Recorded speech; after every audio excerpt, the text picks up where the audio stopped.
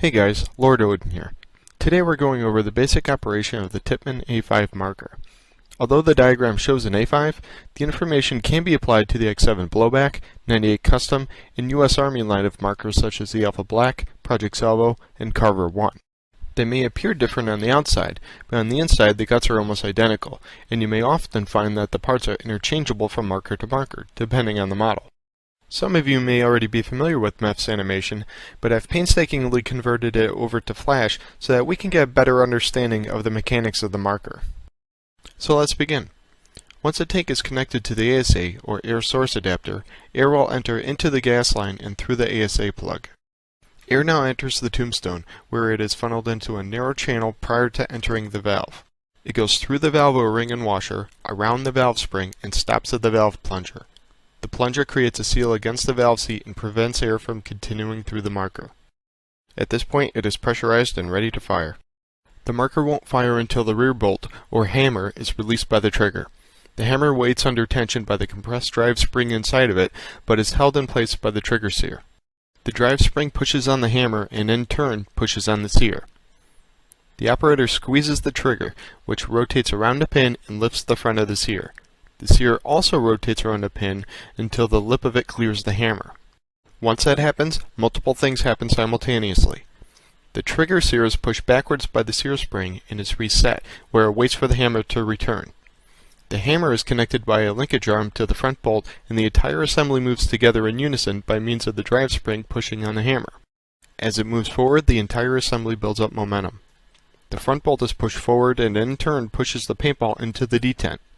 The detent folds downwards out of the way, and the paintball passes through the barrel adapter, into the breech end of the barrel, followed by the front bolt. At the same time, the hammer enters the power tube and the O-ring creates an airtight seal. The hammer then strikes the valve pin on the valve plunger. It pushes the plunger forward and breaks the seal inside the valve, allowing the air to escape. Air travels in two different directions at this point. Firstly, it travels backwards into the cavity created by the walls of the power tube, the face of the hammer, and the face of the valve. This is referred to as the blowback gas. This air builds up pressure inside of this cavity and, combined with the valve spring, begins to reset the marker by driving the hammer, linkage arm, and front bolt backwards.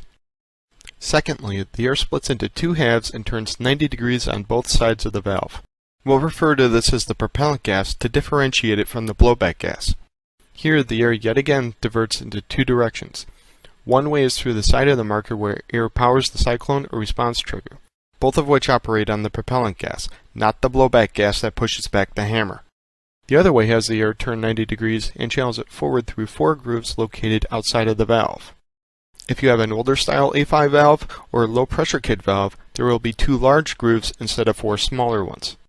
Once past the tombstone, the air converges in a small pocket of the power tube, where it is then funneled into the power tube's small extension, which allows the front bolt to slide back and forth.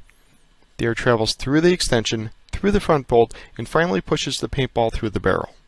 Now the marker has fired and needs to reset. At this point, the hammer continues traveling backwards until the valve plunger creates a seal against the valve seat again, cutting off air supply to the marker. Once the hammer O-ring clears the end of the power tube, most of the gases expelled throughout the back of the marker come from this small cavity. The momentum of the hammer continues to drive it backwards and compresses the drive spring. The hammer slides over the sear until it slams into the end cap O-ring. It then travels forward again until the sear catches the hammer and resets the sear. The marker is now ready to fire again. And that's it.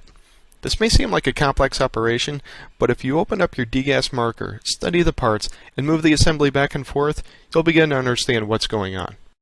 Hopefully this video will help in explaining the marker's operation, and will help you with things such as assembly, maintenance, and upgrades.